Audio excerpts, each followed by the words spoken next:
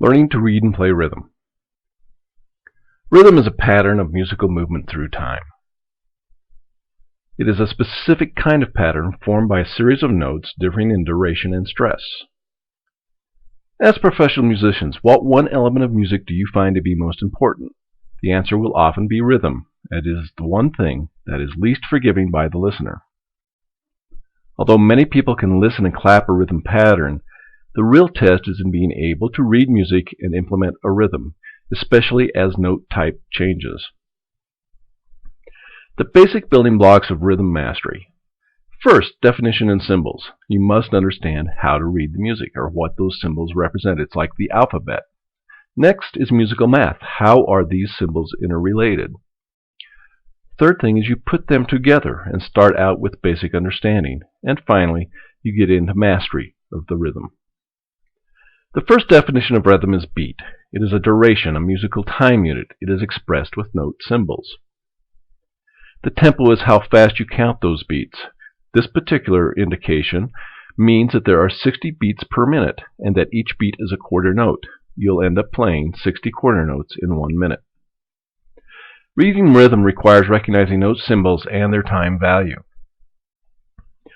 The first 5 base note symbols and names make up music math. Notice how they are divided by 2. There's the whole note. We'll consider that a 1. The half note, divide it by 2. Divide a half note by 2, you get a quarter note. Divide a quarter note by 2, you get an eighth note. Divide it again by 2, and you get a 16th note. It's called the power of 2 in rhythm. The note time value is based on a mathematical relationship of notes and how to count a symbol for a given beat. Here, we show the quarter note as 1 beat. That means the half note gets 2 beats, and then an eighth note would get a half a beat. That is the mathematical relationships that we need to understand. Rhythm is expressed, stated, and described with the time signature. It is stated in beats per measure and how the beat is counted. This time signature indicates that there are 3 beats on top, and that the beat value, the bottom number, in this case, is a quarter note. So 3 counts per measure, counting based on a quarter note. A series of notes with different attributes shows you the played rhythm pattern within the time signature. Putting together the basic definitions, time values, and mathematical relationships for counting of notes allows us to read and play rhythms. After learning the basics of rhythm, then mastering rhythm involves 3 steps.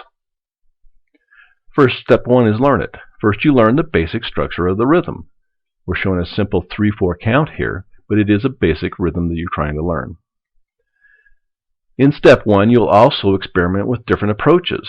Here we show accenting different beats within that rhythm, and then also using different hands to tap that rhythm out, giving you some dexterity.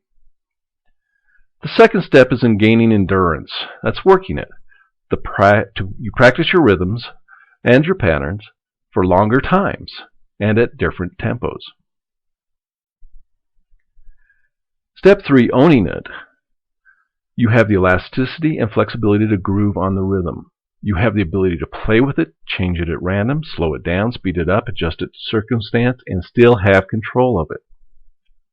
Learning to read and play rhythm is about 3 things. Learning the language of rhythm, learning the mathematics of rhythm, using a practice technique to learn it, work it, and own it.